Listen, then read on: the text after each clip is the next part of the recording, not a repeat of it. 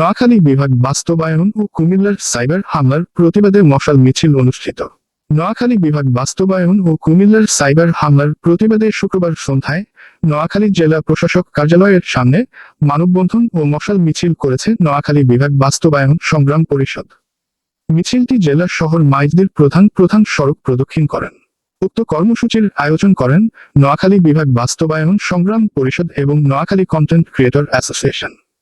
সমাবেশে অংশগ্রহণকারীরা কুমিল্লার সাইবার হামলার প্রতিবাদ জানান এবং এই বিষয়ে ফেসবুক আইপি ও পেজে প্রতিক্রিয়া প্রকাশ করেন।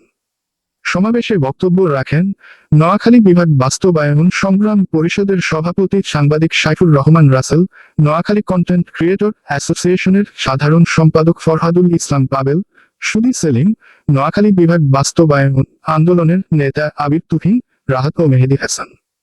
মানববন্ধন ও সমাবেশে নোয়াখালীর বিভিন্ন উপজেলার কন্টেন্ট ক্রিয়েটর, সাংবাদিক, লেখক, কবি, সাহিত্যক এবং অন্যান্য পেশার মানুষ অংশগ্রহণ করেন। সন্ধ্যায় শহরের প্রধান সড়কে অনুষ্ঠিত মশাল মিছিল পদযাত্রার সময় সড়কের দুই পাশে দাঁড়িয়ে শহরবাসী মিছিলকারীদের স্বাগত জানান। আজকের এই কর্মসূচির মাধ্যমে নোয়াখালীবাসী বিভাগ বাস্তবায়নের দাবি দৃঢ়ভাবে তুলে ধরে বিভাগের দাবিতে রাজপথে নামতে হবে। এবং আপনারা জানেন, এই কুমিল্লার প্রতি আমি সম্মান রেখে বলছি, কিছুদিন আগে আমাদের নোয়াখালী বিভাগ আন্দোলনকারীদের উপর হামলা করা হয়েছে, এখন সাইবার অ্যাটাক করা হচ্ছে।